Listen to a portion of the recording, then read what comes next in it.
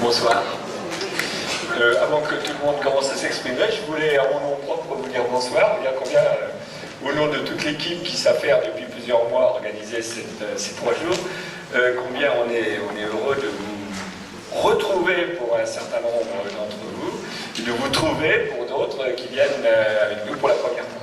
Donc j'espère que vous allez passer 3 jours les plus intéressants et les plus sympas possibles.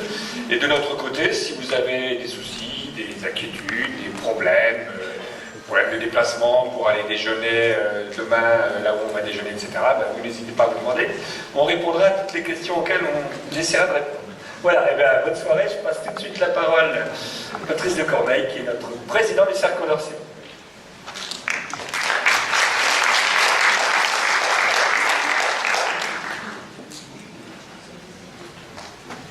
Monsieur le maire de Serres, Madame la vice-présidente du conseil départemental, Monsieur le président du conseil scientifique des entretiens de Serres, Mesdames, Messieurs, chers amis, j'ai le grand plaisir d'ouvrir cette année la 17e édition de nos entretiens.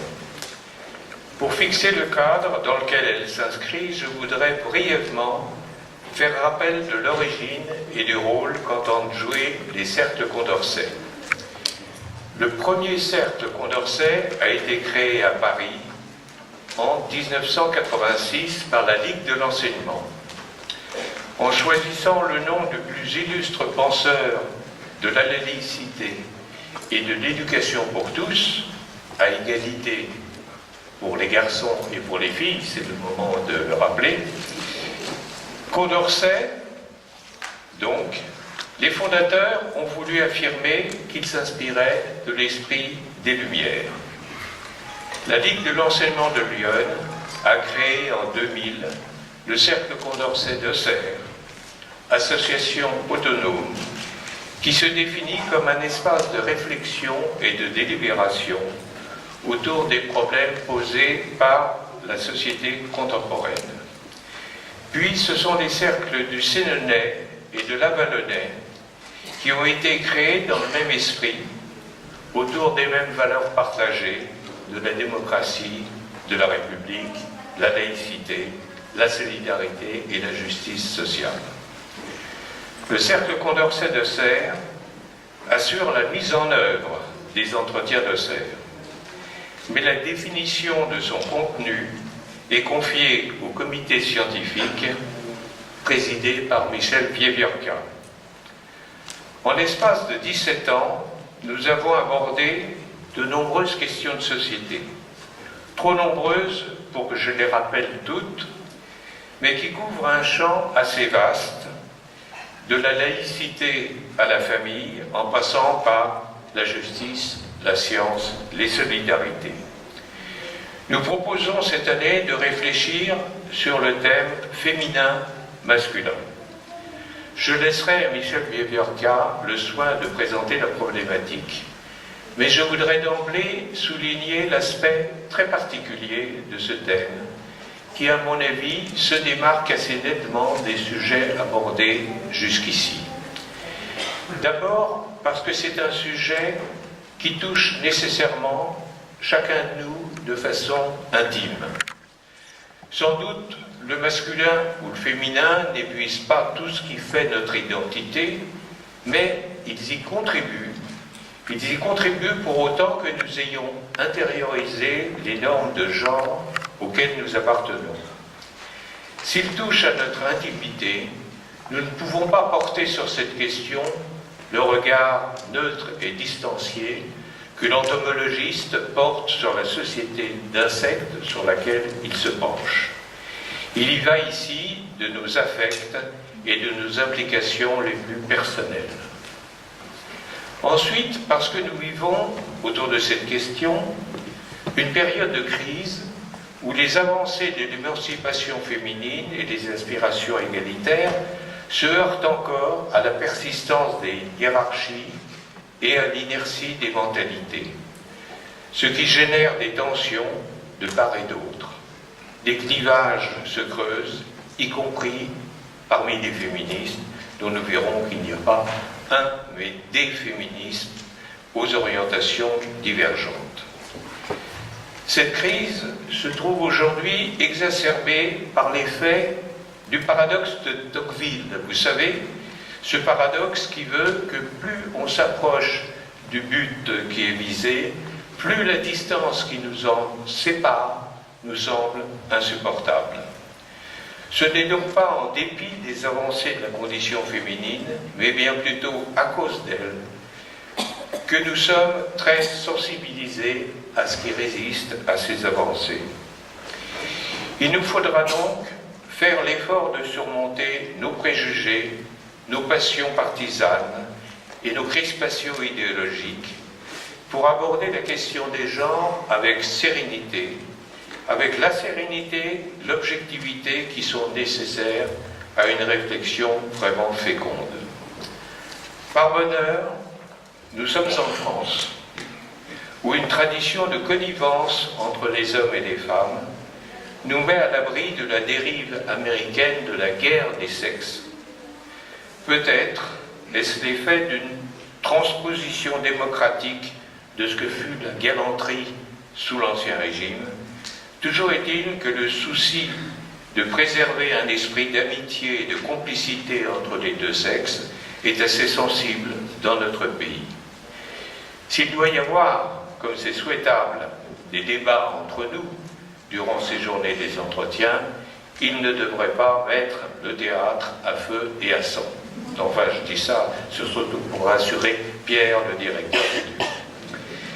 Nous traversons une période de transition puisque nous vivons un temps où le masculin et le féminin sont en passe de se redéfinir sans qu'on puisse encore en discerner les nouvelles figures.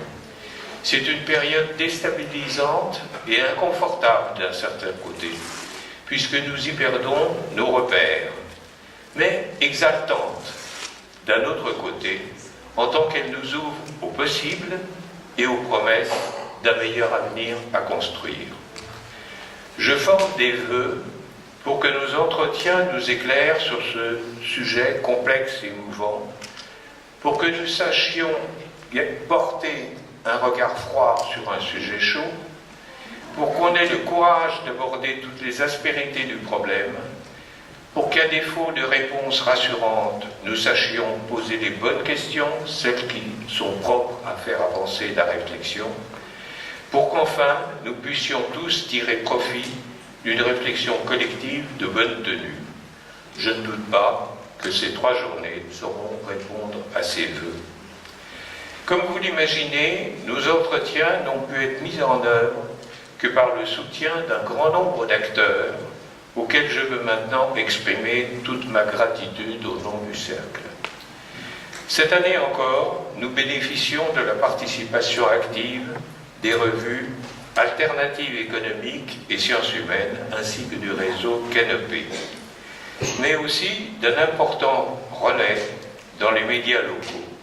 Je citerai Lyon Républicaine, notre quotidien régional qui couvre très bien l'événement, France Bleu Auxerre, qui nous a consacré une large émission mardi dernier, Auxerre TV, dirigé et animé par Pierre Joliaille, les magazines d'information du Grand Auxerrois, Auxerrois Magazine, c'est son nouveau nom, vous le savez sans doute, et les magazines du Conseil départemental au fil de Lyon. Mais encore une fois, rien n'aurait été possible sans le soutien moral, financier et matériel des collectivités territoriales. C'est pourquoi je tiens à exprimer mes plus vifs remerciements au maire d'Auxerre, au président du conseil départemental de Lyon, à Madame la présidente du conseil régional, pour la confiance qu'ils nous témoignent en soutenant cet événement culturel marquant. Mille fois merci aussi à Sylvain Joliton, secrétaire général du Cercle Condorcet de Serres, véritable cheville ouvrière de l'entretien, qui assure avec sa compétence, son aménité et sa jovialité coutumière la préparation et le bon déroulement de ces 3 journées de colloque. À Agnès Deveau, qui s'est chargée de la gestion des inscriptions et qui, solidement secondée par Michel Scobron, assure les bonnes conditions d'accueil du public et des intervenants. À Pierre Keshkeguian, directeur du théâtre, et à toute son équipe qui nous accueille dans ce beau cadre. À l'association Musée du Livre Scolaire, qui a rédigé sur le thème des entretiens une petite plaquette qu'elle propose sur son stand à l'accueil du théâtre. À Grégoire Courtois, de la librairie Oblique, qui nous propose une table richement garnie des ouvrages en rapport avec le thème et les publications de nos intervenants. À l'ensemble maintenant du comité scientifique des entretiens de Serres et plus particulièrement à celui qui l'anime fidèlement depuis 17 ans, Michel Biabianca. À tous les intervenants qui ont accepté de participer et de faire vivre cette nouvelle édition. Un grand merci enfin à vous tous, public fidèle, sans lequel ces entretiens n'auraient aucun sens et qui nous encouragent à tenir dans la durée. Je dois pour finir vous signaler 2 légères modifications par rapport au programme édité sur les plaquettes et qui font partie évidemment des impondérables auxquels il faut se résoudre. La journaliste Laura Adler a dû faire défection. En revanche, la sociologue Marie Durubella nous a fait le plaisir de se rajouter à la table ronde du jeudi après-midi sur le thème de la prise en compte de la sexuation des corps. Le plateau de nos intervenants est très prometteur. Je souhaite à notre colloque la réussite à laquelle il nous a habitués les années passées et qu'il soit pour nous tous l'occasion de débats et d'échanges enrichissants. Merci de votre attention.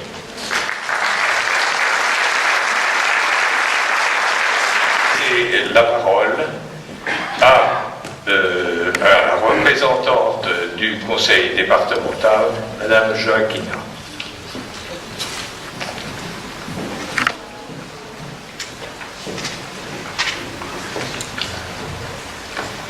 Alors on va dire que c'est la galanterie parce que le protocole normalement stipule que c'est le maire qui aurait dû parler avant moi.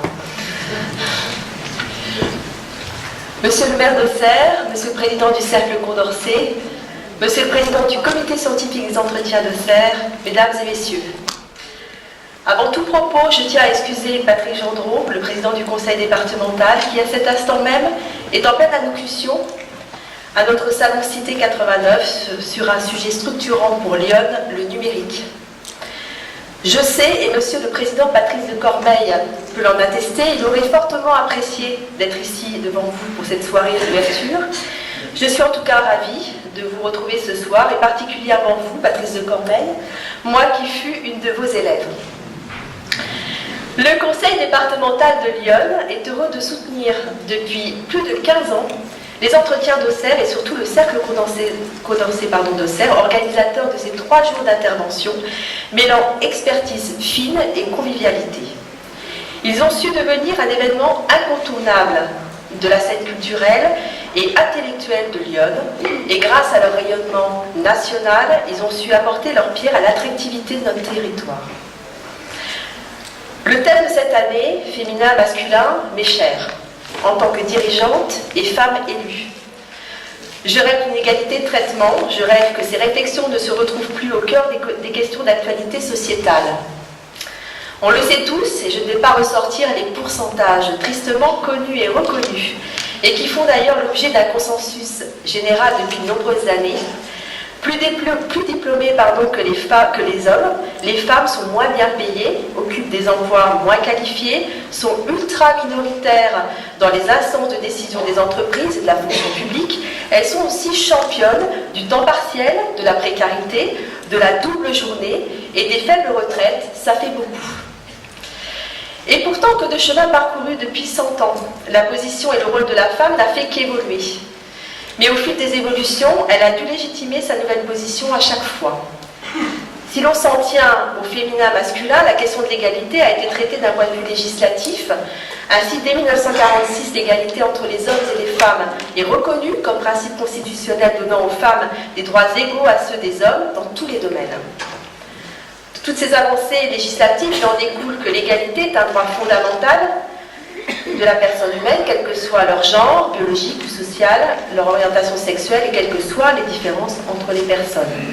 La notion d'égalité n'étant pas contradictoire avec la notion de différence. Mais il aura fallu attendre 2013 pour voir instaurer le scrutin binominal, une femme et un homme, pour les élections départementales. Modification du scrutin pour les élections municipales et intercommunales, visant à favoriser la parité, l'alternance stricte femmes-hommes est désormais appliquée aux communes de 1000 habitants et plus et aux conseils communautaires. Mais les résistances au changement sont encore fortes. Ainsi, force est de constater qu'en politique, dans le monde du travail, dans la vie quotidienne, les inégalités hommes-femmes persistent toujours. C'est que ces dernières se jouent dans le champ social et ce sont plutôt certains comportements ou certaines visions de la société qu'il convient de faire évoluer. Il n'y a rien de plus lent que la transformation des perceptions, des regards, de la culture d'une société dans laquelle l'égalité entre les genres hommes-femmes est difficile à conquérir. Marquée historiquement et socialement par la domination de la structure patriarcale, la femme a été désignée comme le sexe faible. Et pourtant, je suis bien entendu convaincue qu'il n'y a pas plus de sexe faible que de sexe fort. Le féminin et le masculin sont des constructions de notre société qui n'ont plus rien à voir avec la différence biologique des sexes. Ces différences sont sociales et culturelles. Aussi, je pense que l'égalité des genres étant une question sociétale, il est crucial d'en débattre comme ce soir pour faire évoluer les perceptions et les comportements dans notre société. Et si cela n'est pas suffisant, je suis favorable pour que nous ayons à nouveau recours au pouvoir législatif pour bousculer ces codes. Je terminerai mon propos en remerciant les organisateurs, les partenaires et toutes les personnes qui ont contribué à l'organisation de ces entretiens. Je vous souhaite de très enrichissants débats. Merci de votre attention.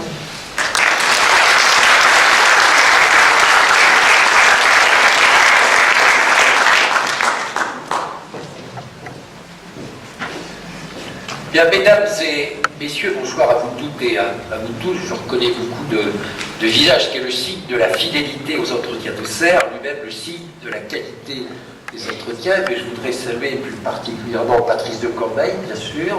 J'allais dire Guy Ferrez, mais non, parce que c'est moi. Michel Levorka, bien sûr. Isabelle, et puis évidemment, avec un amical salut pour Sylvain Joliton. Si je vous dis, mesdames et messieurs, qu'il y a quelques minutes, j'arrivais de Dijon, c'est ce que l'école de Palo Alto dirait, c'est une information non pertinente, parce que ça n'intéresse à peu près que moi. Mais elle va devenir pertinente pour vous, parce que cet après-midi à Dijon, je faisais la queue dans un magasin. Il y avait un petit peu de queue, à côté de moi il y avait un présentoir avec un hebdo gratuit, qui doit s'appeler d'ailleurs Hebdo Dijon. Le temps de faire la queue, assez brièvement, j'ai ouvert cet hebdo Dijon, je suis tombé sur un article, vous ne me croirez pas. L'intitulé de cet article, c'était « Ma fille, tu deviendras un homme ». Il fallait le faire quand même, et je ne vous mens pas, j'aurais dû ramener un numéro d'hebdo Dijon.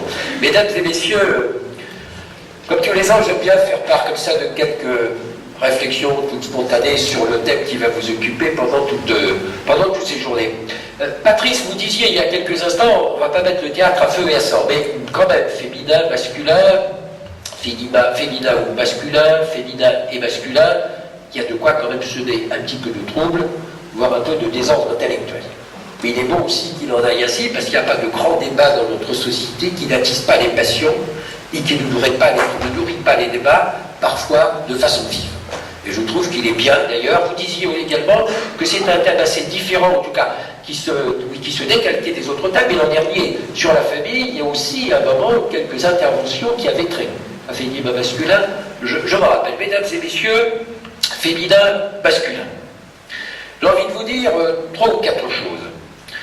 D'abord, c'est que je pose la question, au fond, mais c'est pour ça que vous êtes là, se pose la question de la pertinence de ce qu'on peut appeler une vision monolithique, même si elle est évaluée, qui, en quelque sorte, organise la division entre le rôle ou les rôles des femmes d'un côté, le rôle ou les rôles des hommes d'un autre côté.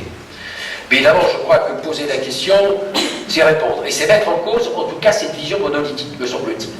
Ça veut dire que ça ouvre, je l'ai dit, la voie à une redéfinition des relations, des représentations, du rôle des uns et des autres.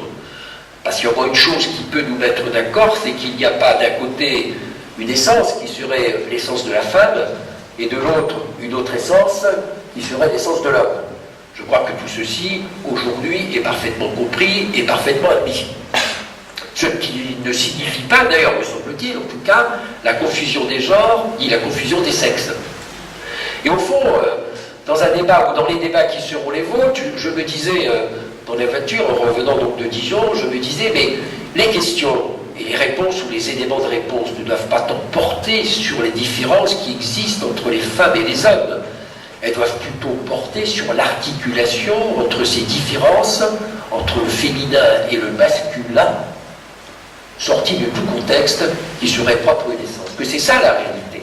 C'est l'absence de hiérarchie entre les femmes et entre les hommes. Et ce qui donne sens à la vie sociale, à la vie collective, c'est bien cette articulation entre les deux êtres qui composent les sociétés humaines. Alors je sais que c'est un débat qui est un débat compliqué et difficile. Tout simplement, d'abord parce qu'il est lourdement chargé d'histoire. Mais s'il revient aux historiens d'expliquer et d'expliciter, en tout cas, les contextes dans lesquels se sont déroulées comme ça à la fois les représentations, les réalités aussi des relations entre les femmes et les hommes. C'est aussi, je crois que c'est Isabelle qui le rappelait, tout ceci aussi est très connoté sur le plan idéologique. Et un débat de cette nature, c'est toujours au point de rencontre, au point de rendez-vous, d'idéologies qui sont contradictoires, qui peuvent être également conflictuelles, et qui, dans certains cas, peuvent être également régressives. Et que nous ne sommes pas à la merci, et pas seulement dans des pays qui sont éloignés des nôtres. Quand on voit un certain nombre de prises de position politiques en Europe aujourd'hui, oui, on a parfois encore, sur un continent comme l'autre, le sentiment d'une véritable régression. Et donc, il faut que nous soyons vigilants à cet égard et à cet effet. Alors, ça ne suffit pas d'en débattre. Parce qu'il faut bien que demain nous puissions fixer, je m'adresse en particulier aux responsables politiques, quels qu'ils soient, il nous revient de dresser le cadre dans lequel nous serions capables de dépasser ces antagonismes et ces clivages. Parce qu'au fond, il y a aussi quelque chose quand même qui est intéressant dans tout cela.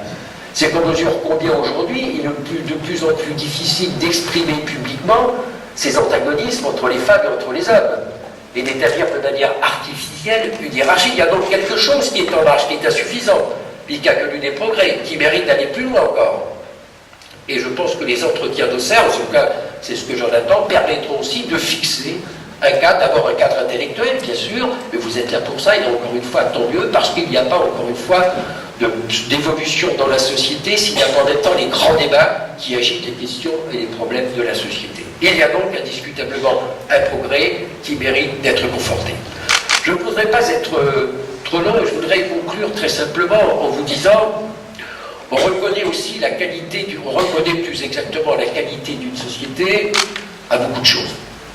Mais on reconnaît aussi notamment la qualité d'une société à sa capacité à définir ce qu'est la complémentarité et à l'harmonie des engagements qui sont les engagements des femmes et des hommes. Et là aussi, sans distinction, sans hiérarchie. Je considère que c'est un signe de maturité d'une société.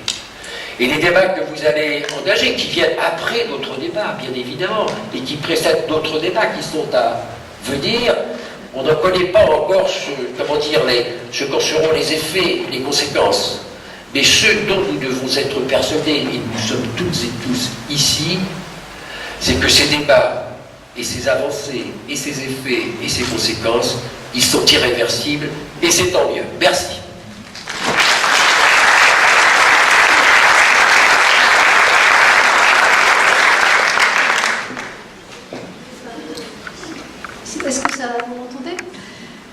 Donc vous avez été informé du fait que Laura Adler ne pouvait pas venir et un peu au débeauté, on m'a demandé non pas du tout de la remplacer, mais d'introduire la table ronde qui elle-même introduit ces 2-3 jours de débat sur féminin-masculin.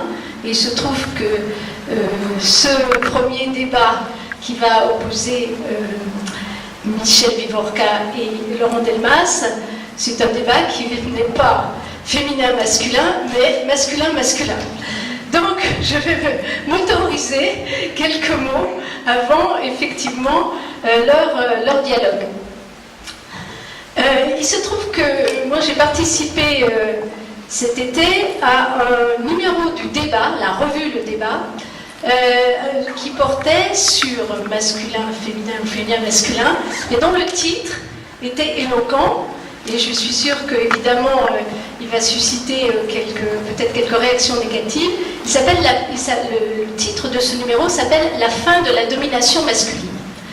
Et ce numéro est introduit par un texte de Marcel Gauchet, qui évidemment ne nie absolument pas tout ce qui a été dit, répété, l'absence d'égalité salariale, les femmes qui font encore la plupart des travaux domestiques, disons la difficulté à ce que les femmes s'insèrent dans les sphères de pouvoir, etc. Mais lui, il met le doigt sur une donnée de nature anthropologique, c'est-à-dire que les sociétés ancestrales étaient, jusqu'à il y a peu, étaient construites autour d'une famille dans laquelle, dans la famille, le père et la mère occupaient des rôles différents. Le père était le garant, disons, de la famille, de sa stabilité et surtout de la transmission, et alors que la mère était plutôt vouée aux tâches domestiques. C'est un modèle qui est complètement en train de disparaître. Et aujourd'hui, la famille n'est plus cette institution avec des rôles très séparés et cette perspective de reproduction de la société. La famille, c'est quelque chose qui construit autour de la notion de bonheur privé. Et à l'intérieur de cette famille, les rôles sont tout à fait relativement égaux, en tout cas souplement interprétés. Et il y a d'ailleurs une partie assez importante des familles dans lesquelles il y a 20% des enfants, tout le monde le sait, sont dans une famille avec une monoparentale et la plupart du temps avec une femme qui dirige cette famille. Donc lui, il met vraiment beaucoup l'accent sur cette transformation du rôle de la transmission et d'un ordre social porté par le père au sein des familles, le pater familias. Et bon, à partir de là, le numéro est très intéressant parce que discute évidemment beaucoup d'aspects, mais c'est surtout le texte de Marcel Gauchet, me semble-t-il, qui mérite d'être véritablement, qui éclaire une nouvelle perspective anthropologique. Alors je vais dire encore 2 mots sur mes propres recherches. Comme vous savez, je suis moi-même spécialiste de l'univers du numérique, des industries des images. Et il y a 2 points, 2 aspects qui semblent vraiment intéressants concernant le rapport des femmes à la technologie, aux sciences dures. Et je vais en rappeler 2 aspects. Le premier aspect, c'est que, bien entendu, les filles réussissent, comme on le sait, mieux dans le système scolaire, et elles réussissent aussi très bien, en tout cas jusqu'au bac, dans les domaines scientifiques et même techniques. Il y a à peu près, dans la filière dite S, de mathématiques, il y a à peu près 49% de jeunes filles, donc il n'y a aucun problème pour qu'elles suivent ces études et qu'elles y soient performantes. Mais en fait, ce qui apparaît, et c'est une étude récente qui le montrait en faisant une comparaison internationale, dans les sociétés où les femmes ont le choix des métiers qu'elles peuvent occuper, elles choisissent souvent, même si elles ont fait une filière scientifique dans les premières années, au moins jusqu'au bac, après, elles choisissent de travailler dans d'autres secteurs. Et dans d'autres sociétés où, par exemple, les femmes ont moins l'opportunité de rentrer facilement dans le monde du travail, elles choisissent plus des carrières de type scientifique parce que là, ça leur assure la possibilité d'avoir un travail. Alors évidemment, c'est dans des sociétés, dans les anciens pays de l'Est, dans les pays du Maghreb, vous avez beaucoup plus de femmes qui sont ingénieurs et qui suivent une carrière vraiment scientifique parce que ça leur garantit une place dans la société. Dans les sociétés comme, disons, les sociétés européennes, les femmes choisissent plutôt d'aller dans d'autres secteurs. Donc ça, c'est déjà, et même si elles ont un bac sciences, et si elles ont même entamé, même si elles ont fait des études scientifiques, eh bien finalement, après, elles choisissent des fonctions peut-être plus facilement dans les ressources humaines, etc. C'est-à-dire, évidemment, en voyant à des stéréotypes, ou plutôt des idéaux, une façon de voir les choses qui, jusqu'à présent, était perçue comme féminine. Le deuxième point sur lequel je voudrais insister, alors c'est plus mes recherches sur moi-même, sur l'univers numérique. Alors, tout le monde sait que les femmes pénètrent très peu ce secteur-là. Alors, en fait, elles pénètrent assez bien les entreprises. Elles peuvent être managers des grandes entreprises dans les GAFA. Vous avez la numéro 2 de Facebook, qui est une femme, Sandberg, très connue, etc., mais qui occupe une position de manager. Il y a aussi des femmes, mais en très peu nombre, dans les créateurs d'entreprises, dans les start-up, mais bon, ça progresse, même s'il y en a pas plus que 10 ou 15% de créateurs de start-up qui sont des femmes, souvent avec des diplômes, souvent d'ailleurs des diplômes d'école de commerce. Mais il y a un secteur dans lequel les femmes ne pénètrent absolument pas, et dans lequel, visiblement, elles ne souhaitent pas aller, c'est dans ce qu'on appelle la création numérique, c'est-à-dire l'invention de nouveaux logiciels, l'univers des geeks, l'univers des hackers, parce que c'est un monde en soi par rapport auquel les femmes se sentent plutôt pas dans un univers confortable pour elles. Les geeks forment des communautés, enfin les hackers, Internet s'est développé comme ça, et donc les hackers, ce sont des mondes très masculins, avec des cultures masculines, des références, ce sont presque des univers affinitaires masculins, avec la technologie de très haut niveau, et aujourd'hui, la société se redessinant à travers toute cette numérisation du monde, de l'économie, eh bien, on peut dire qu'il y a un secteur dans lequel les hommes ont gardé un vrai pouvoir, qui est celui de la créativité numérique, de la créativité dans l'informatique de très haut niveau.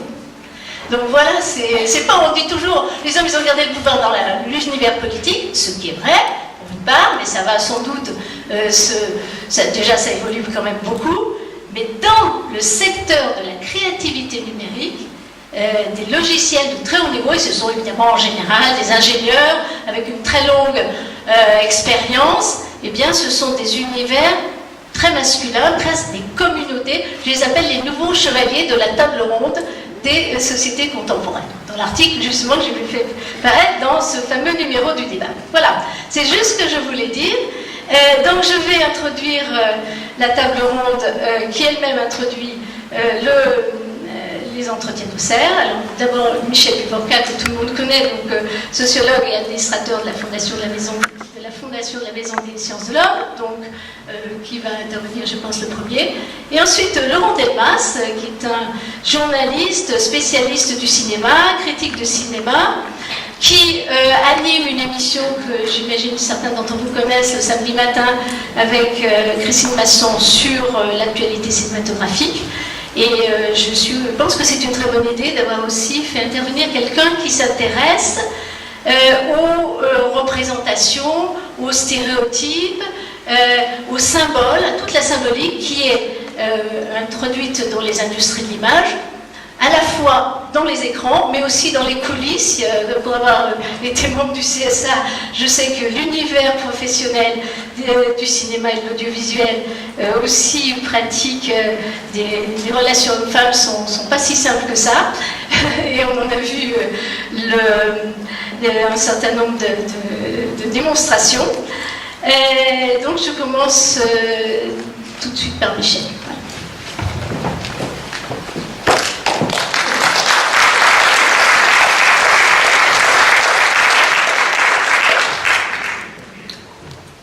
Merci beaucoup Monique. Bonsoir à tous. Je voudrais non pas refaire les remerciements, puisqu'ils ont été très bien faits par Patrice il y a un instant, mais m'y associer et dire qu'effectivement ceci est une aventure collective. J'ajouterai juste ceci, je ne vais pas dialoguer, malheureusement, mais je n'ai pas les compétences d'un dialogue avec l'invité en majesté de ce soir.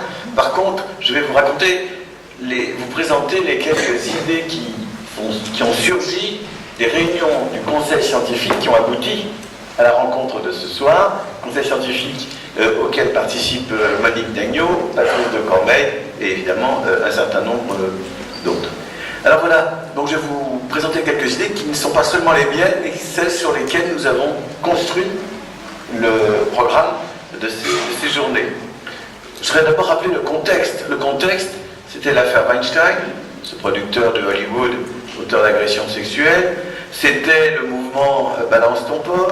C'était des débats extrêmement vifs en France. C'était aussi, ça nous a fait une pincée un peu triste au cœur, l'affaire autour de Tariq Ramadan. Les plus anciens de ceux qui participent à nos entretiens se souviennent qu'il était venu, je crois que c'était pour la première séance, la première année de nos entretiens. Et donc, cette personnalité qui se posait comme une figure à la fois religieuse, éthique et morale d'un islam qui peut trouver sa place en démocratie, on l'a trouvé embarqué dans des affaires assez terrifiantes. Donc, on était dans un contexte très très tumultueux, du point de vue des questions qui vont nous rapprocher, et nous avons voulu réfléchir. Et évidemment, nous sommes tombés très très vite d'accord sur une idée que j'ai entendue ce soir, déjà au moins à 2 reprises, qui est qu'évidemment, il y a un mouvement d'ensemble vers l'égalité des femmes et des hommes, que d'ailleurs, évidemment, ce mouvement est loin d'être parvenu à son terme, qu'il subsiste beaucoup d'inégalités et d'injustices, mais que ce serait trop court de s'arrêter là, et de considérer que, pour le dire un peu simplement, les femmes montent et les hommes perdent leur position de pouvoir, de domination, leur rôle, leur responsabilité. Tout ça est juste, bien sûr, tout ça mérite examen, mais il est clair que nous avons voulu aller beaucoup plus loin. Et je dirais que parallèlement à ce que Monique a évoqué en parlant de l'article de Marcel Gauchet, de ce numéro du débat, nous avons eu un peu le même genre de démarche. Et pour le dire autrement, je crois que ce qui va nous rapprocher pendant ces journées, c'est l'idée qu'au-delà d'un mouvement vers l'égalité, débordant ce mouvement, nous sommes entrés dans une phase de mutation accélérée, une mutation, et c'est ce que je vais essayer de faire ce soir sans trop jargonner, une mutation qui présente des dimensions qu'on peut appeler socio-historiques, je m'expliquerai, et des dimensions qu'on peut appeler anthropologiques. Ça n'est pas exactement la même chose. Et qu'en tout cas, le mouvement a certainement été inauguré à la fin des années 60, peut-être, puisqu'on vient de passer la commémoration de 68, peut-être dans la foulée de ce que 68 a pu aussi apporter. Alors si on raisonne en termes plutôt sociologiques et historiques, c'est l'idée d'un changement de type de société. On vivait dans des sociétés, en tout cas dans cette partie du monde, des sociétés industrielles. On est entré, on ne sait pas toujours très bien comment nommer le type de société dans lequel nous vivons, post-industriel, puis on a dit post-colonial, puis on a ajouté beaucoup d'autres façons de la nommer. Enfin, l'idée qu'on est entré dans un monde où la culture, la communication joue un rôle décisif, dans un monde aussi où l'individualisme s'est transformé, voilà le genre de choses auxquelles on peut réfléchir. Et puis si on regarde les choses d'un point de vue plus anthropologique, c'est l'idée que l'humanité et l'humain changent, que l'homme, la femme, et surtout, ça a été dit, et c'est ça la chose importante, leurs relations ne sont plus celles que nous avait léguées la modernité, et peut-être aussi, mais c'est sujet à débat bien sûr, la religion, à commencer par le christianisme. Et donc oui, on peut raisonner en termes plutôt socio-historiques, changement de type de société, ou en termes plutôt anthropologiques, changement culturel profond, mutation culturelle profonde, et là on peut se poser beaucoup de questions. J'en livre donc quelques-unes. D'abord, un constat empirique. Monique Dagneau vient d'en donner quelques exemples. On entre vraiment dans un monde où beaucoup d'aspects se sont transformés. La sexualité, l'amour, la famille, qui nous réunissait l'an dernier, la procréation, la place relative des hommes et des femmes dans l'emploi, dans le travail, dans les études. Je reprends les quelques exemples qui viennent d'être donnés. Et les choses vont parfois beaucoup plus loin. On se demande parfois s'il n'existe que de genre ou que de sexe. Si vous regardez les livres qui ont été produits depuis quelques années, on vous a parlé de confusion des sexes, on vous a parlé de 5 sexes. Et la revue dont je m'occupe, qui s'appelle Sociaux, avait publié un numéro combien de sexes. Si on commence à s'intéresser à des phénomènes, je ne rentre pas dans le détail maintenant, queers, à l'intersexualité, au trans, tout ceci nous fait rentrer dans des horizons tout à fait neufs pour beaucoup d'entre nous, même s'ils ne sont pas nouveaux pour tous. Il y a un anthropologue dont on ne parle pas très souvent, qui est quelqu'un de merveilleux, Bernard Saladin d'Enclure, spécialiste connaissent son nom, qui a repéré depuis longtemps dans d'autres sociétés que la nôtre des phénomènes où, par exemple, le chaman est quelqu'un qui est à la fois homme et femme, des choses comme ça. Donc, je ne rentre pas bien sûr dans le détail. Tout ça n'est pas totalement neuf. Après tout, le grand Michel Foucault s'était intéressé à un personnage intéressant, Herculine Barbin, personne intersexe, né en 1838 et qui s'était suicidé, mais qui avait laissé ses mémoires. Donc tout ça n'est pas neuf, et tout ça aussi se lit, se voit dans l'art, dans le cinéma, dans la littérature. Donc je n'ouvre aucun dialogue avec notre invité de ce soir, mais je dis simplement qu'il était très important qu'il soit parmi nous. Alors ça a été dit aussi tout à l'heure, c'est pas une question d'essence, c'est pas une question de nature, en tout cas, pas seulement et pas principalement.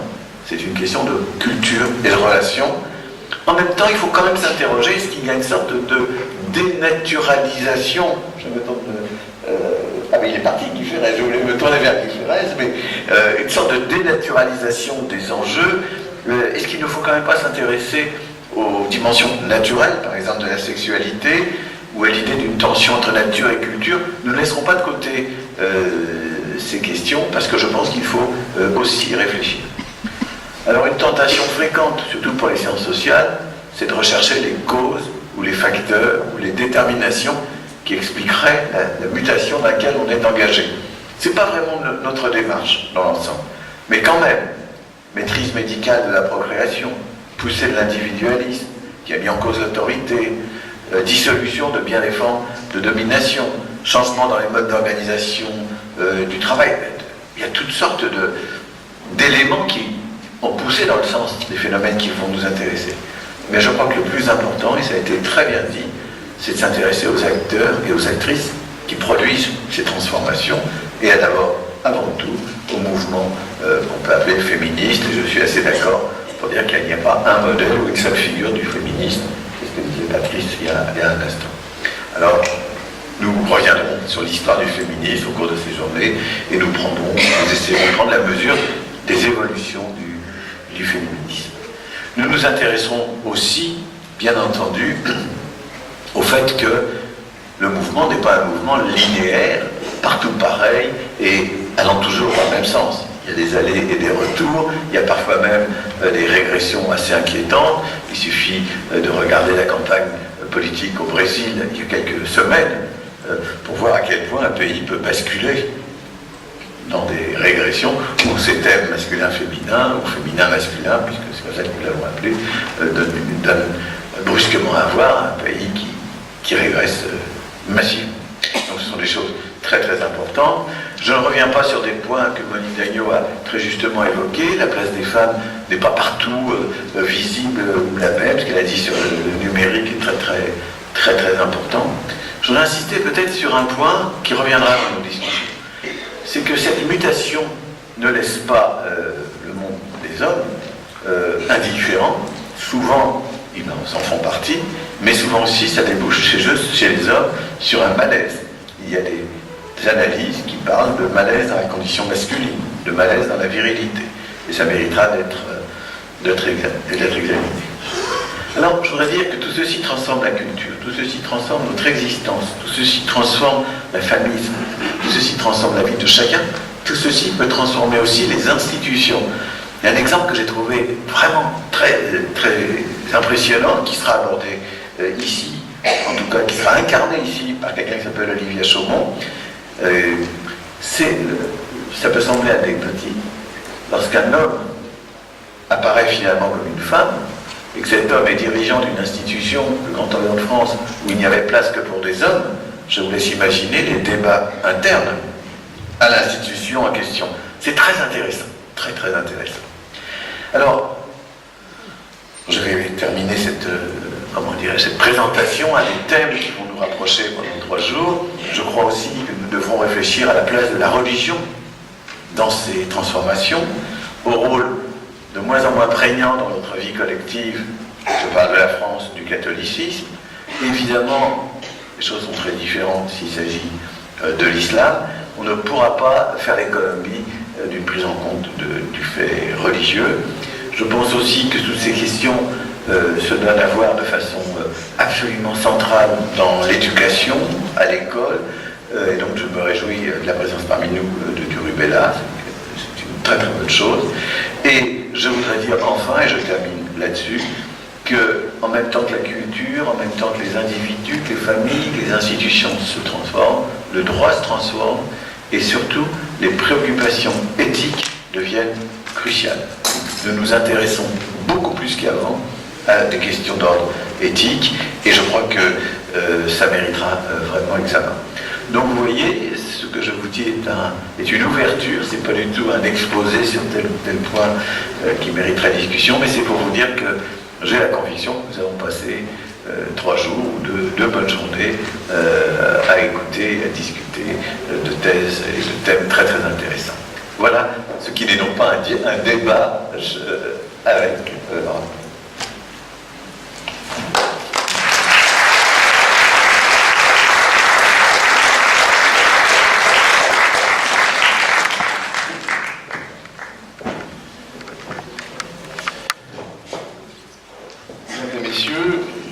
citoyennes, citoyens, ou peut-être spectatrices, spectateurs.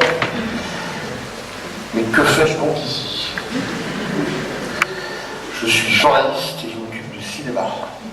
Et vous allez écouter pendant 3 jours des directrices d'études, des professeurs, des économistes, des éditorialistes, des ethnologues, des radiatrices, des architectes. Mais que fais-je donc ici? J'avais prévenu d'ailleurs les organisateurs que je trouvais ma présence d'autant plus incongrue par rapport non seulement à ce parterre, mais au sujet qui nous occupe aujourd'hui. Non pas que je sois misogyne, loin de là, mais j'ai la faiblesse de croire, en voyant encore plus la liste des intervenants, que décidément parler de cinéma est guère sérieux. Mais, au fond, le paradoxe est là. Récemment, et il a été fait allusion par Michel Devorka, tout est venu du cinéma. Alors, il faut un peu faire avec, il y aurait raison. Tout est venu des comportements absolument scandaleux, erratique et abominable d'un producteur de cinéma hollywoodien dont on peut estimer, hélas, qu'il n'est pas forcément une exception qui confirmerait une règle. Les petites causes produisent, on le sait bien, des grands effets. Alors c'est effectivement comparé à l'histoire du monde et comparé à la situation des hommes et des femmes dans le monde qui est le nôtre, une toute petite cause qui aura eu des grands effets. Et c'est tant mieux. Peut-être pour dire aussi qu'il y a un moment, je pense d'ailleurs qu'il est arrivé, où on peut, non pas oublier, certainement pas, mais faire en sorte que cette petite cause-là soit largement mise à sa place par rapport aux grandes causes et aux grands effets. Le paradoxe est donc là, et en même temps, c'est, je crois, de bonne méthode, presque, j'allais dire, de bonne guerre, de commencer par l'accessoire pour en arriver à l'essentiel. Donc ce soir, j'ai la charge de vous parler de l'accessoire, et vous aurez le plaisir, pendant les jours qui viennent, de parler de l'essentiel.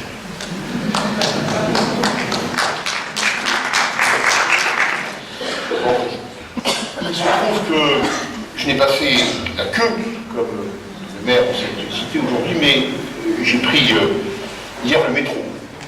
Et que dans le métro, je suis tombé, comme d'habitude, c'est toujours une bonne occasion, sur l'affiche d'un spectacle, actuellement à Paris, une pièce de théâtre. Alors, ce n'est pas du cinéma, mais j'ouvre un peu l'objectif. Cette pièce de théâtre est une reprise. Elle s'appelle 12 hommes en colère. Sidney Lumet en avait fait en 1957 un film, un très beau film avec Henri Fonda. Ce film s'appelle 12 hommes en colère. Il n'y a pas un rôle féminin. C'est 12 hommes en colère. La question qu'on peut se poser, que je vais un petit peu expliciter, mais vous me pardonnerez d'avance d'avoir parfois quelques surnies. Il en faut, je crois, pour penser clair et penser droit. À propos de ce film, à entendre certaines personnes, au moins, faut-il le refaire? Faut-il le rayer des listes? Faut-il faire 6 hommes, 6 femmes en colère? Faut-il faire par revanche 12 femmes en colère? Faut-il faire au tirage au sort 4 femmes, le reste en colère? La question est lancée. Elle aura des réponses, évidemment, au-delà de l'anecdote. Mais que les choses soient claires. Les réserves que je pouvais avoir à être ici pour ne pas faire trop tâche sont venues de la lecture d'un article dans Libération. Cet article portait sur un film qui est un des films qui m'a ouvert au cinéma, qui s'appelle Blow Up, de Michelangelo Antonio. C'est un film de 1966. Et Laure Murat, professeur au département d'études françaises et francophones et directrice du Centre d'études européens et russes à l'Université de Los Angeles, elle aurait toute sa place ici. Mais en bonne part, Laure Murat a rédigé, il y a un peu moins d'un an d'ailleurs, on peut fêter cet anniversaire, un article intitulé « Blow Up, refus et inacceptable ». Elle commençait ainsi cet article à partir de la description de l'affiche du film, où l'on voit le protagoniste masculin photographier un mannequin femme de très près. Et elle dit ceci: ce qui saute aux yeux, c'est cette violence faite aux femmes. Réviser son jugement n'a rien à voir avec la censure, mais dit que notre regard évolue. Si les mots ont un sens, et ils en ont un, je pense qu'il serait assez maladroit, pour placer les choses dans une perspective, de trop employer l'idée que par rapport aux objets artistiques du passé, il faudrait appliquer les révisions. Ce mot est suffisamment connoté, appliqué au trou noir de l'histoire du XXe siècle, pour qu'éventuellement on s'interdise de faire du révisionnisme à l'égard de l'histoire des arts qui nous ont précédés. Ce qui ne veut pas dire, évidemment, d'oublier l'esprit d'analyse nécessaire, indispensable à tout regard critique sur l'art dans le passé. Et je pense que le cinéma doit être questionné, incriminé, mais révisé, non. Et elle continue ainsi: le photographe héros du film à cheval, chaque mot a un sens, sur un mannequin couché au sol, les bras écartés, dans une pose offerte. Un faisceau de rayons luminescents irradie de son téléobjectif qu'il empoigne de sa main gauche et braque sur le visage de sa proie. Si les mots ont un sens, alors effectivement, cette scène ainsi racontée friserait l'inacceptable. Seulement, on voit bien que ce qui l'emporte ici, c'est la vision, pas ce qui nous est montré. Car quand on emploie le mot proie à destination de quelqu'un qui exerce le métier de mannequin face au photographe qu'il emploie pour exercer ce métier de mannequin, dans des conditions normales, professionnelles, dirais-je, d'exercice de leur métier respectif, c'est un problème. Et quand on multiplie les mots qui ne sont pas des mots d'analyse, mais qui sont des mots de jugement, on risque effectivement de provoquer des révisions qui risqueraient d'être des censures. Je termine par cette citation. Étalage d'une misogynie et d'un sexisme insupportable, dont rien ne dit d'ailleurs qu'Antonioni le cautionne. Mais alors, où est le problème? Où est le problème? Si Laure Murat dit avec justesse, raison, modération et pertinence que Antonioni n'est à l'évidence pas un cinéaste misogyne et incitateur au viol, alors quel est le problème? Eh bien, le problème, il est simple. Il est un manque total de confiance dans les hommes et les femmes qui regardent cette scène. On voit cette affiche, ils regardent ce film. Car au fond, s'il faut à ce point-là penser à leur place, ce qu'il faut voir, ce qu'il ne faut pas voir, ce qu'il faut comprendre, ce qu'il ne faut pas comprendre, alors on ne créera pas des hommes et des femmes en alerte sur des choses qui devraient les alerter, mais on créera des sortes de robots sensibles à des discours préfabriqués et qui n'auront pas de lien ni avec le réel, ni encore plus d'ailleurs avec l'intention artistique.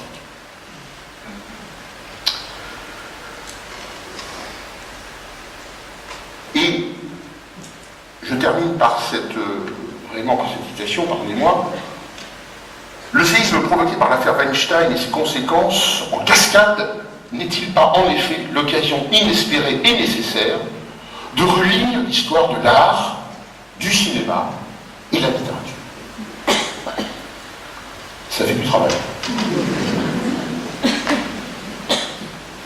Sera-t-il utile? Moi, je n'en suis pas certain. Et en tous les cas, j'ai quelques frissons à envisager que l'histoire, donc pas seulement du cinéma, art absolument récent, mineur et récupérateur des autres arts, je suis intimement convaincu, mais revisiter à cette aune-là l'histoire des arts me semble relever à la fois du pari impossible et d'une drôle de conception à la fois de la liberté artistique, de l'histoire proprement dite, de l'évolution des hommes dans l'histoire et de leur rapport avec leurs arts.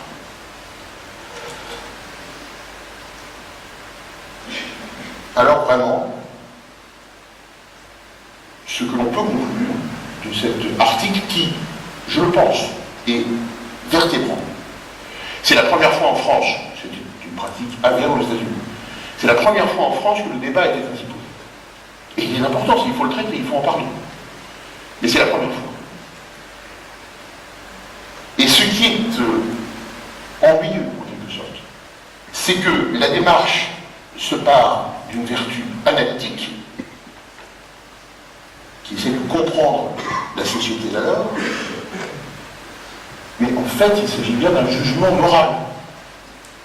En disant que Antonioni pourrait faire, que ce film, comme il est écrit, fait la promotion du viol, on pose évidemment un jugement moral, que le terme inacceptable, placé en exergue de l'article, décline avec une force incroyable. Ce qui est inacceptable, il ne faut pas l'accepter. Si un film est inacceptable, on sait où il faut le mettre.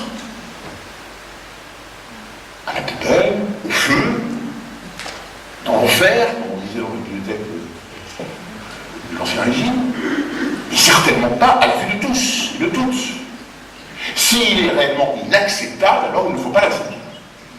Et moi, je ne sais pas ce qu'est une société qui n'accepterait pas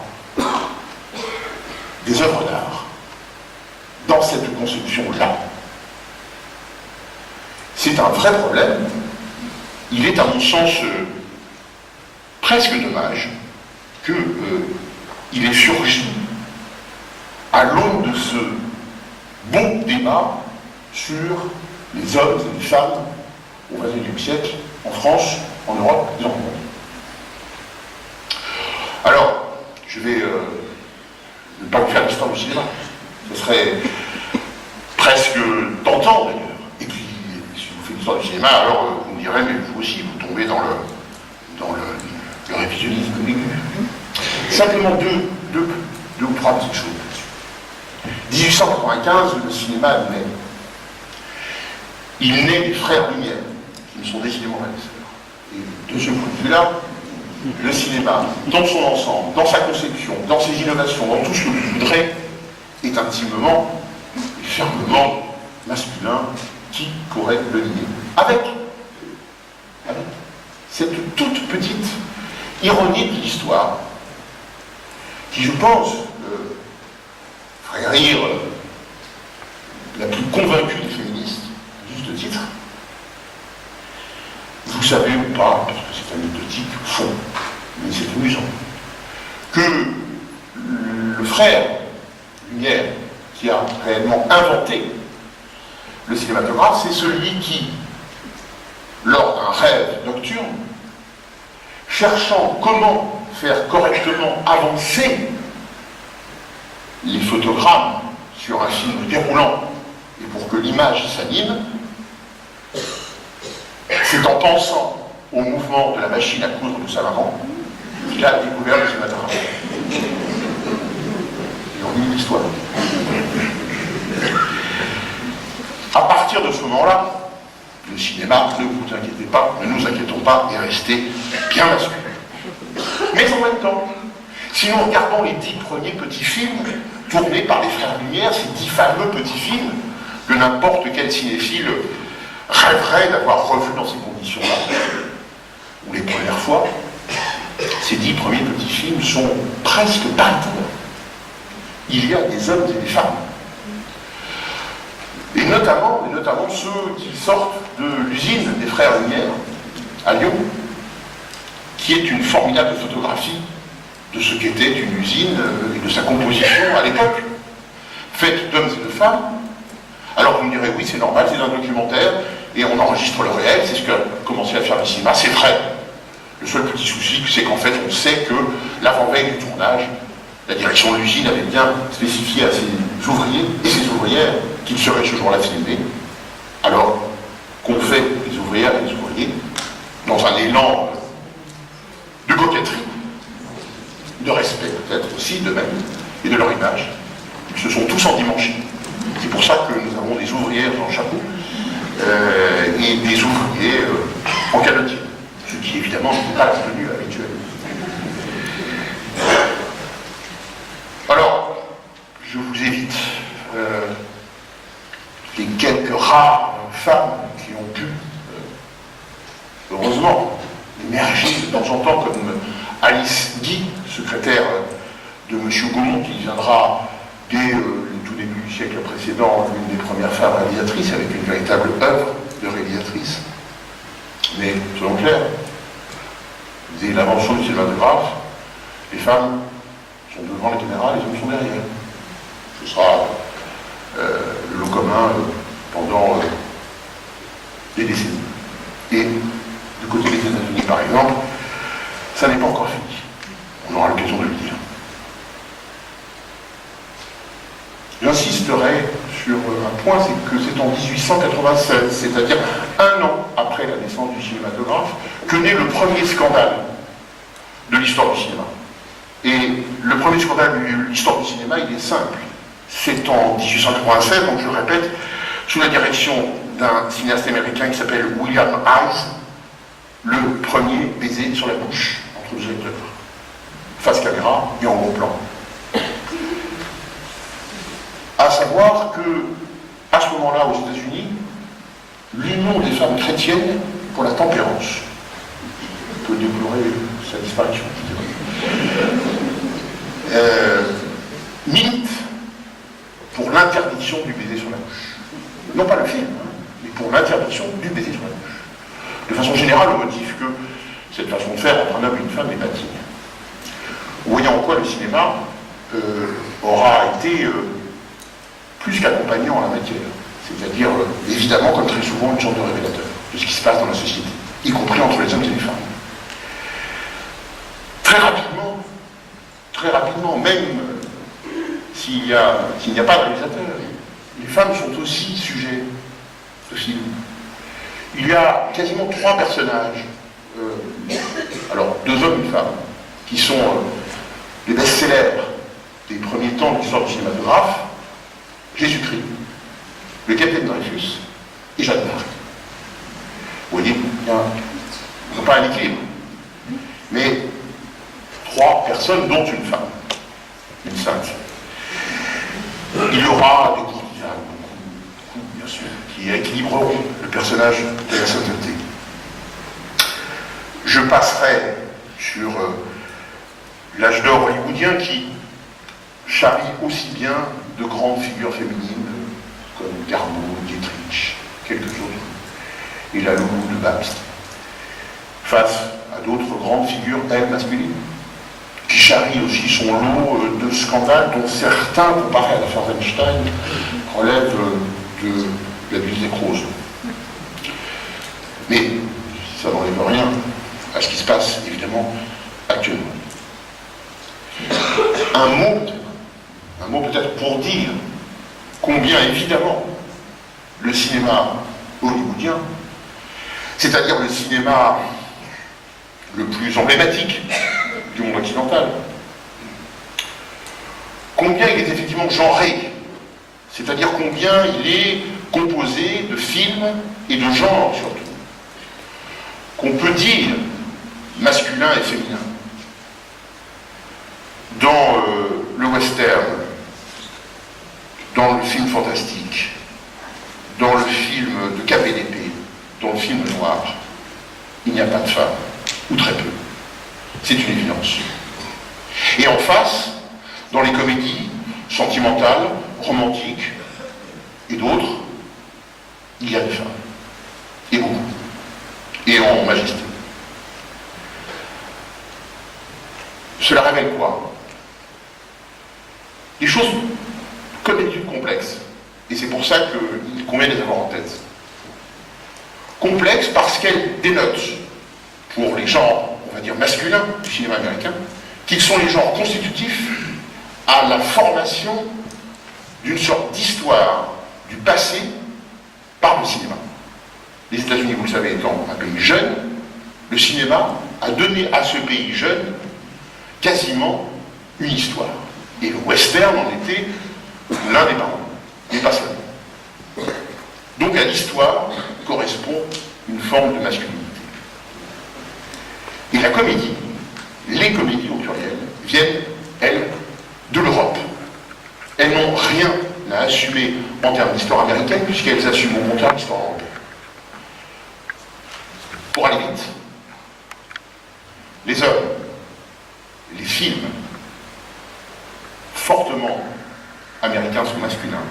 Les films, les femmes, les comédies américaines sont fortement féminines. Il y a là une façon évidemment très prenante et très présente de bâtir une histoire. Mais vous voyez bien en quoi l'une n'amoindrit pas l'autre, et l'autre n'est certainement pas en total déficit par rapport à la première. L'apport de la comédie américaine faite, pour parler clair, notamment par des juifs européens, est évidemment essentiel. Et ça, je dirais que sa descendance est d'ailleurs plus forte que celle du western, pour moins qu'on puisse dire qu'il est en perte de vitesse, voire capacité de pauvreté absolue. Alors je fais un bond dans le temps, parce que le temps me presse aussi, et un peu contre mon cœur de cinéphile, pour vous rappeler éventuellement, ou vous dire cette phrase de François Truffaut. Le cinéma, c'est l'art de faire des jolies choses à des jolies femmes.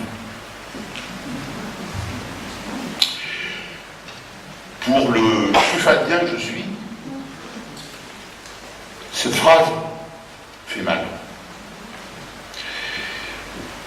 Elle fait mal parce qu'elle est évidemment d'une misogynie tranquille, d'un machisme patelin, et au fond, d'une bêtise affligeante.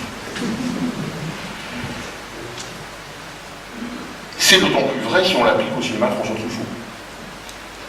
Quelle est une bêtise affligeante?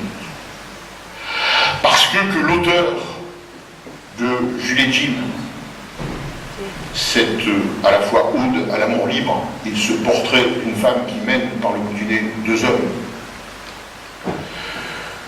que l'auteur de Vivement Dimanche, qui raconte qu'une détective sous la forme de Fanny Ardant fait plus pour avancer une enquête que des hommes absolument incapables menés par Jean-Louis Trintignant, que l'auteur du Dernier Métro, qui raconte qu'une femme de tête prendra la place de son mari empêché pour faire vivre un théâtre,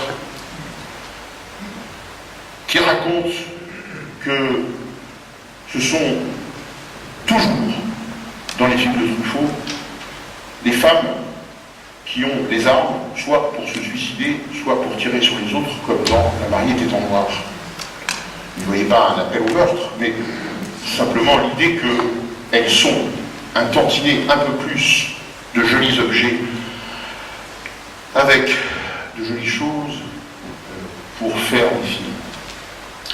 Et cette avalanche de contradictions par rapport à la phrase de François Truffaut, elle se résume tout entière dans cette autre avalanche que sont les hommes dans les films de François Truffaut, qui tous, presque tous, exercent des professions de petits garçons face à des femmes qui mènent le monde. Les uns s'occupent de maquettes de bateaux, les autres de maquettes d'avions. C'est incroyable, comme, au fond, tout est dit sur l'immaturité masculine et la maturité féminine. Eh bien, cet homme-là, il a quand même dit cette phrase idiote. Alors, il faut penser que les choses sont donc forcément complexes, forcément difficiles, forcément mitigées. C'est une femme, d'ailleurs, une femme réalisatrice, il en est en France. Nicole Garcia, qui, s'interrogeant sur,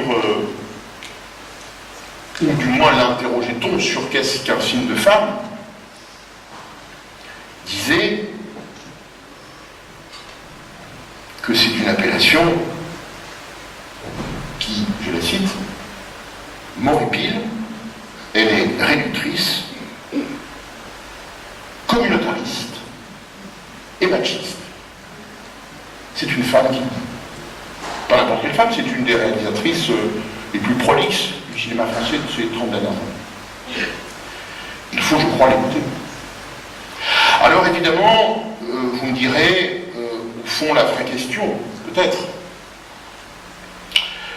et je vais décevoir de toute façon par cette intervention globalement Maurice Dagneau, parce que je n'aurais pas fêté sa feuille de route qui était une sorte d'approche sociologique, mais je vous renvoie aux nombreux travaux et du CSA et du CNC, qui sont statistiquement parlant absolument inattaquables sur le paysage, on va dire contrasté, pour ne pas employer le mot qui fâche, mais qui montrent effectivement les grandes inégalités entre les hommes et les femmes dans l'audiovisuel français. Et si la question principale, c'est celle que posait Staline à propos du pape, en demandant combien de divisions, alors oui, les divisions féminines, dans le monde du cinéma et de la télévision, ne sont guère nombreuses, appliquées évidemment à la direction et au haut de l'affiche. 4% de réalisatrices aux États-Unis. 4%. Dans cette mecque du cinéma mondial. 4%. Mais 25% en France. Et c'est un chiffre qui ne cesse d'augmenter, d'année en année. Je vois là l'occasion de réjouir, de prouver une fois de plus que, quelque part, la présence de la régulation, de la puissance publique, de mécanismes nouveaux maintenant, mais qui ne feront qu'accroître le mouvement pour inciter les producteurs, par exemple, à prendre plus de femmes dans les équipes et à trouver dans ces cas-là plus de financement, par exemple. Ces mesures incitatives iront certainement, et de toute évidence, dans le bon sens. Pendant ce temps-là, le cinéma hollywoodien se complaît dans de grandes messes féministes, mais sur la réalité des choses, on voit pas beaucoup de films réalisés par des femmes sur les écrans américains et a fortiori sur les écrans français. Mais comme les choses sont complexes, toujours, même dans ce pays où il y a 25% de réalisatrices, certaines estiment peut-être que les choses ne vont pas assez vite. Alors on invente, par exemple. On invente, et de ce point de vue-là, je trouve l'inventivité extraordinaire, très foisonnante, peut-être trop. Quand, par exemple, on importe le test fait par une dessinatrice américaine qui s'appelle le test de Bechdel. Ce test consiste à regarder un film en se posant 3 questions. Et si vous répondez oui à ces 3 questions, alors ce film est digne d'être paré de toutes les vertus féministes. Les 3 questions sont les suivantes, ou plus précisément les 3 situations. Il faut impérativement que dans le film il y ait 2 femmes. Que ces 2 femmes se parlent entre elles à un moment donné. Et que, troisièmement, elles ne parlent pas d'un problème lié à un homme dans le film. À partir de ce moment-là, tout va bien. Vous seriez en Suède, vous verriez moins, car c'est un critère qui a trouvé écho en Suède, et malheureusement à Paris, où une salle de cinéma programme les films en fonction de ces 3 questions essentielles. Qui, on voit bien, pourrait même éviter de diffuser certains films ouvertement féministes. Je ne suis pas sûr que tous les films d'Alice Varda soient éligibles à ces 3 conditions. Bon, alors très bien. Mais si ce n'est pas le cas, le paradoxe serait affolant. Et puis, avec ce genre de test, avec ce genre de méthode, avec ce genre d'esprit, on en oublie peut-être de se poser la question suprême, mais quid de la qualité? Qu'est-ce qu'on regarde? On regarde des statistiques ou on regarde des films? Alors j'en terminerai, si vous voulez bien, par ces quelques considérations. Récemment, il nous a été dit que des chercheurs chinois avaient trouvé le moyen de faire procréer 2 souris femelles sans l'aide d'une souris mâle. C'est un scénario de film de science-fiction. Je ne suis pas certain que il faudrait que ce serait dans la société humaine. Certains le souhaitent peut-être. À titre personnel, et pardon, je pense que je préférerais continuer à voir Gabin et Morgan, Aster et Rogers, Deneuve et Depardieu, Saylor et Lula, les 2 héros de West Side Story, Bacall et Gargou, Cassavetes et Roland, et j'en passe, et des plus beaux. Je ne crois pas que le cinéma puisse être une immense machine à produire de l'image correcte. Je ne crois pas que les arts en général doivent absolument se saisir de ces débats-là pour y répondre. Libre aux auteurs, aux artistes de le faire, mais de façon aussi ponctuelle, libre, totalement libre, qu'ils le souhaiteraient évidemment. Il y a une réalité, c'est que le réalisme soviétique a donné les pires films de l'histoire du cinéma, et que l'expressionnisme et le néo-réalisme, l'expressionnisme allemand et le néo-réalisme italien ont donné les plus beaux films de l'histoire du cinéma. La différence entre les deux, c'est que le premier répond à un système qui plus est d'État, mais c'est surtout un système mental qui consiste à vouloir tordre la réalité pour en faire des films. Et que les seconds courants sont au contraire portés par des artistes, des cinéastes, des créateurs qui regardent le monde et nous donnent leur vision de ce monde. Ce sera à nous, citoyens, spectateurs, libres, engagés, de les juger, de les regarder, chaque film étant évidemment une proposition.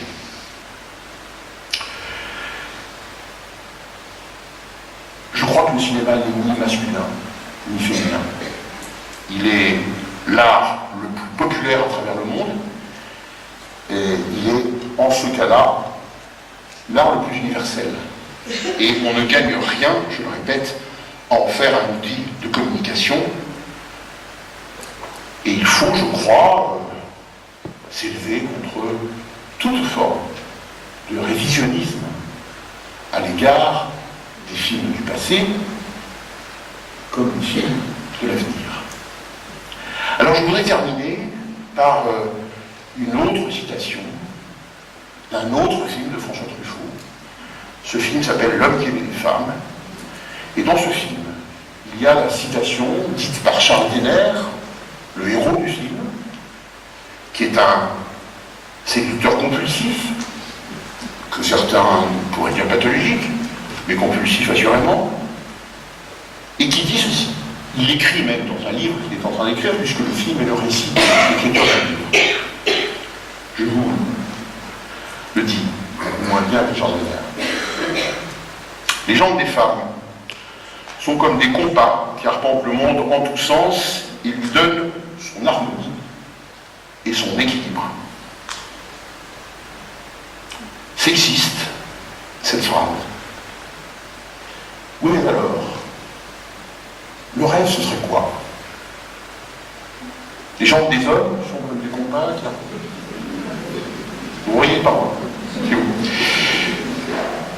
Les jambes des femmes et des hommes sont comme des compas qui arpentent le monde. Oui, ça on sait. C'est une évidence quasiment absolue.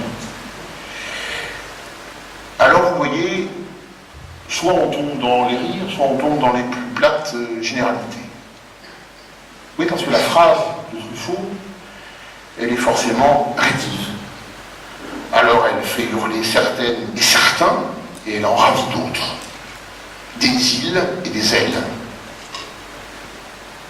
La clé, c'est peut-être là, jusqu'ici, jusqu'à cette phrase qu'on puisse écouter, entendre, sans se lever de son fauteuil et la trouver inacceptable. Tant qu'il y a matière au débat, tant qu'il y a matière à la dispute, alors elle pourra continuer à écouter cette phrase de Truffaut. Méfions-nous peut-être du jour où cette phrase aura été interdite ou travestie. Je crois que ce sera, entre les hommes et les femmes, l'avènement d'une certaine tristesse.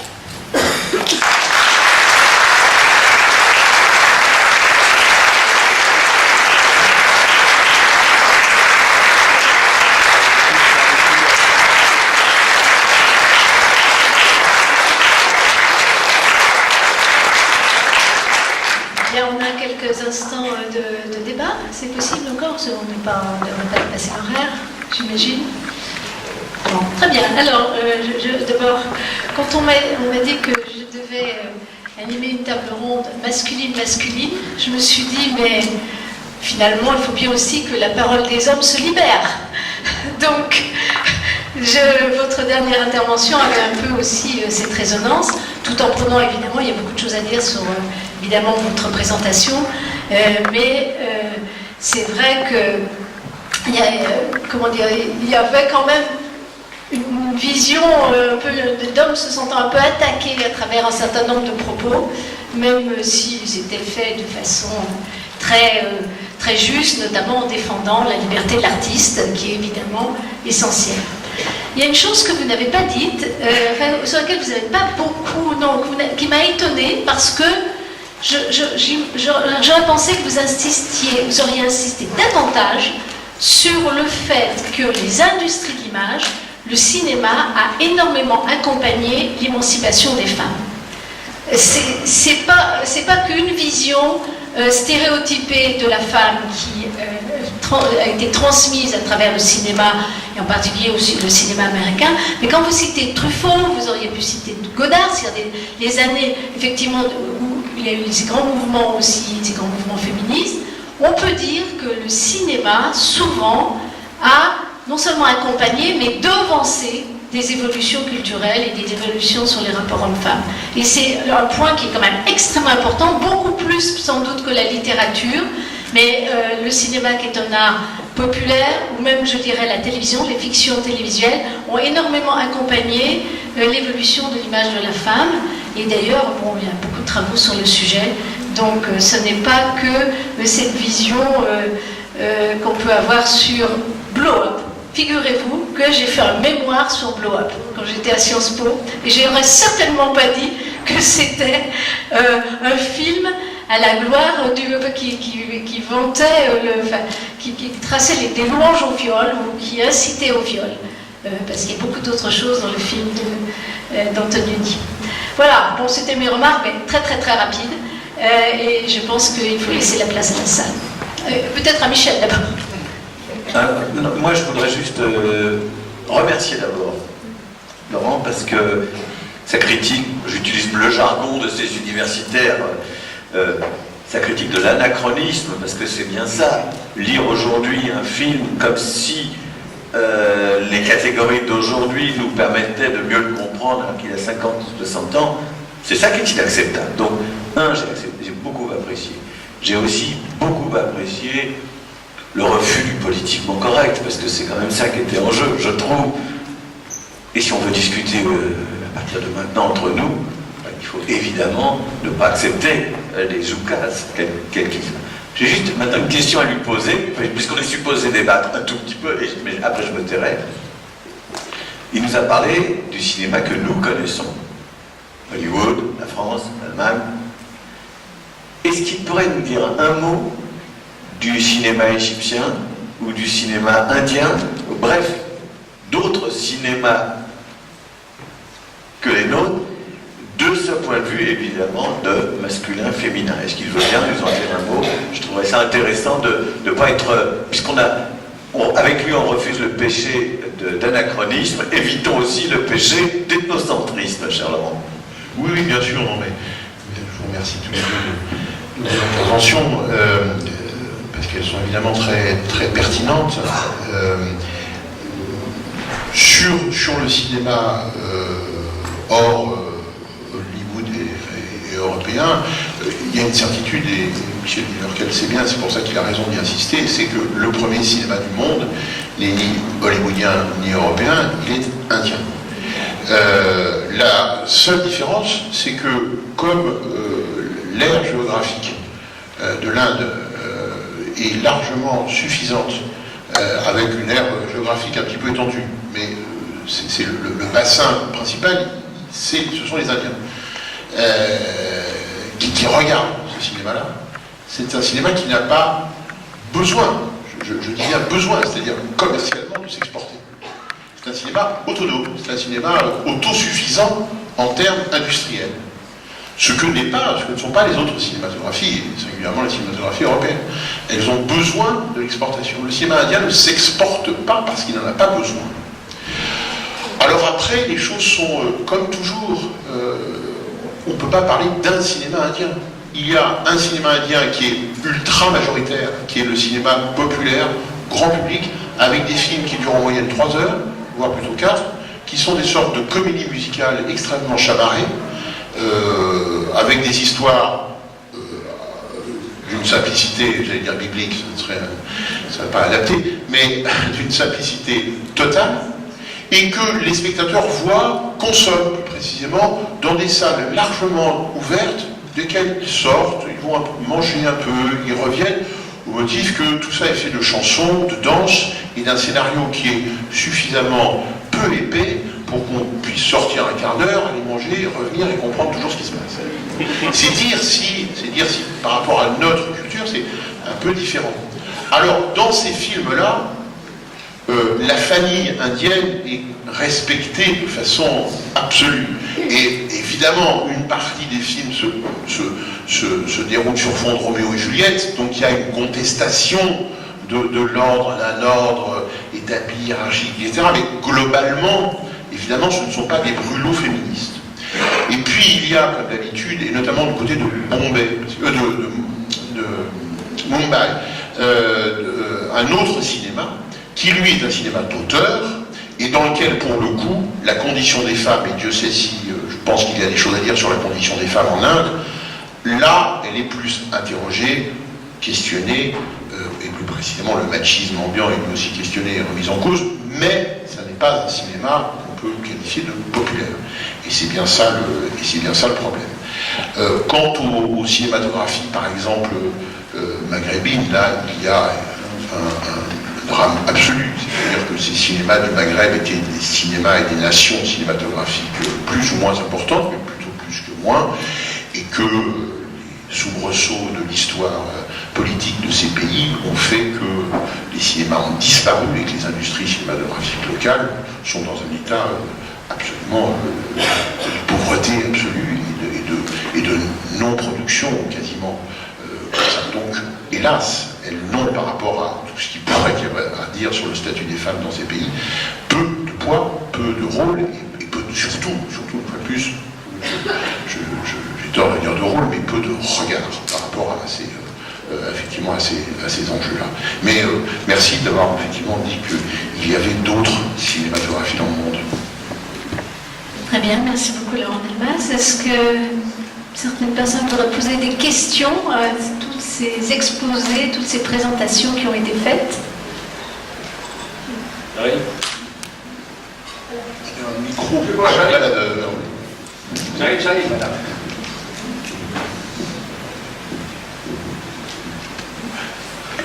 Oui, merci beaucoup. Non, c'est pas une question, c'est juste parce que je suis très triste que vous n'ayez pas compris ce que dit Laure Murat. Elle est française, elle fait des chroniques régulièrement, une fois par mois dans Libération. Je pense qu'elle parle un français assez correct. Donc normalement, on peut comprendre ce qu'elle dit. Son propos n'est pas du tout de refaire ou de dire qu'il faut refaire Europe. Elle a fait aussi une chronique, la même chose à propos de César et Rosalie. Elle dit que notre regard a changé. Si Laure Adler était là, je crois que c'est elle qui aurait dit ça, parce que je signale que Laure Adler vient de créer une collection. La première autrice à qui elle a donné la parole, c'est Laure Murat, pour faire un livre sur l'après-Weinstein. Je le conseille, ce livre, il est excellent. Et je voulais simplement ajouter que Annie Ernaux a écrit récemment à Laure Murat, à propos de ses chroniques cinématographiques, enfin à propos de ces quelques articles qu'elle a fait, parce qu'elle en fait sur bien d'autres, à propos du blow-up et du César et Rosalie, elle lui a dit « Merci de nous ouvrir les yeux sur des choses qui pourtant les crèvent ». Donc après, chacune, j'invite à relire ces chroniques. Elle dit le contraire de ce que vous dites. Elle n'est absolument pas dans l'anachronisme. Elle dit notre regard a changé. Alors peut-être que tous les regards n'ont pas changé. Mais c'est vrai que les regards des femmes, aujourd'hui, ont changé sur un certain nombre de choses qui nous semblaient absolument normales il y a 30 ans, 40 ans. De même que les regards des gens sur des films racistes, il y a 40 ans, 50 ans, tout le monde trouvait ça drôle, certaines choses drôles, et aujourd'hui, on dit on ne trouverait plus ça drôle du tout, voire on ne ferait plus cela. C'est uniquement cela que dit Laure Murat. Je ne dirais rien d'autre, il y avait d'autres choses à dire, mais au moins, essayez de ne pas trahir une universitaire française et américaine qui travaille énormément sur comment la France voit l'Amérique, comment l'Amérique voit la France. Je pense qu'elle nous rend service. Et après tout, ensuite, chacune peut lire, mais si possible, pas trahir.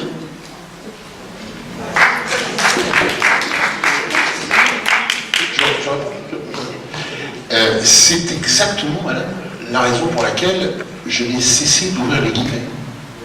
Je n'ai à aucun moment trahi la pensée de Laure Murat parce que je n'ai cessé de la citer. Après, chacun est libre de dire ce qu'il veut. Elle est parfaitement libre de dire ce qu'elle veut. Mais quand elle dit, au détour d'une phrase, qu'on ne peut pas incriminer Antonioni de quoi que ce soit en matière de misogynie, de machisme ou d'incitation au viol, je répète ma question, à quoi sert cet article? Si ce n'est, non madame, le regard, non, mais il ne s'agit pas de dire, il ne s'agit pas d'entraîner les gens vers un révisionnisme du regard. On ne peut pas faire en sorte que les sociétés qui nous ont précédés soient des sociétés unilatéralement féministes comme nous le souhaiterions. Ce serait un monde rêvé, ça n'est hélas pas le cas.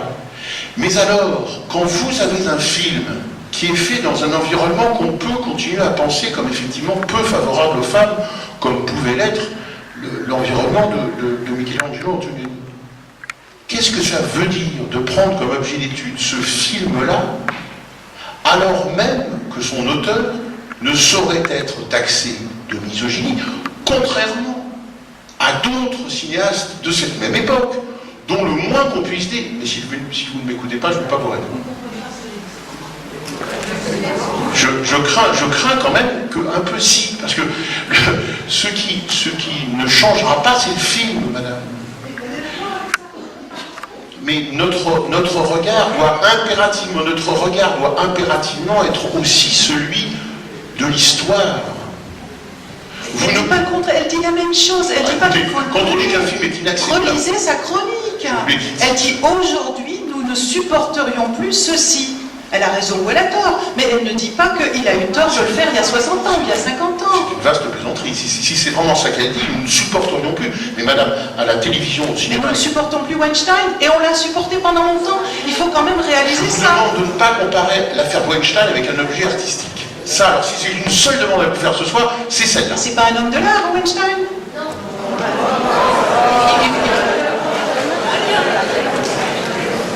Harvey Weinstein n'a jamais fait un film. Jamais fait un film, ni un tableau, ni un livre. Ça n'est pas un artiste, Harvey Weinstein. On ne peut pas pour Harvey Weinstein dire ce que Monique Dagneau disait, à savoir la liberté de l'artiste. Mais écoutez, c'est vous, madame, qui me dites que c'est pareil, entre Weinstein et Michelangelo Antonioni, il n'y a pas de différence. Il y a une différence. Elle est fondamentale. Une autre question, le temps que je me déplace. Tiffaine. Bonsoir, j'ai été moi aussi très triste d'entendre ce que vous dites parce que, si j'ai bien compris ce que vous avez dit, les femmes féministes sont toutes des hystériques qui veulent staliniennes, qui veulent absolument... Si, écoutez, vous avez dit il y a des zoukas qu'il faudrait qu'on vive dans une société où il n'y ait que du politiquement correct. C'est pas ça que disent les chercheuses féministes. Je suis moi-même universitaire, je sais comment ça procède quand même. Deuxièmement, ce n'est pas non plus pareil, je suis d'accord avec madame. Je ne pense pas que Laure Murat ait voulu dire qu'il faut faire de l'anachronisme, au contraire, interroger et analyser, ce qu'on va faire de toute façon les 2 jours suivants, ce qui nous a précédés. Et pour moi, l'objet d'art est sujet à analyse dans le contexte de la société dans lequel cet objet d'art a été créé, on est d'accord. Et c'est pas ce que vous avez dit, me semble-t-il, parce que j'ai mal compris. Mais pour moi, un objet d'art doit être envisagé, interrogé, analysé, en ouvrant sur la société dans laquelle il a été créé, pas en disant simplement il y a une belle lumière, donc c'est un chef-d'œuvre. Et je pense que c'est ça que Laure Murat a voulu dire en parlant donc de révisionniste, effectivement, moi, le terme me choque un peu aussi quand même, mais en revoyant, parce que, par exemple, pour moi, revoir, ça veut dire ne plus produire des histoires du cinéma uniquement masculines, ou produire des histoires du cinéma où il n'y a pas que, on ne dise pas que tel film de Woody Allen est un chef-d'œuvre parce que la lumière est belle. C'est ce qui a été fait quand même, jusqu'à maintenant par les critiques de cinéma, entre autres. Michel veut répondre.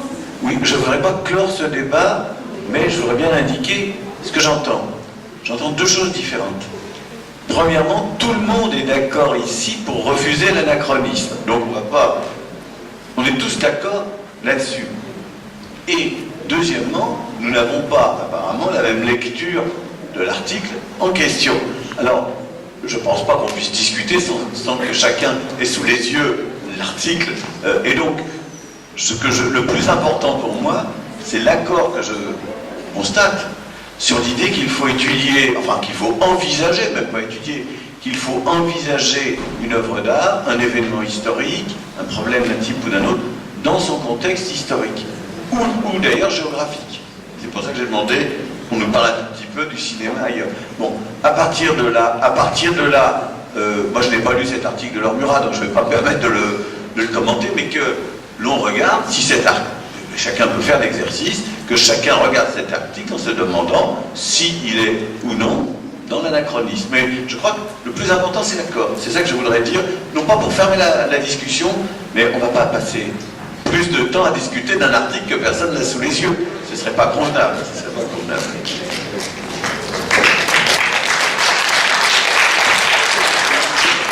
Très bien, est-ce qu'il y a d'autres questions dans la salle?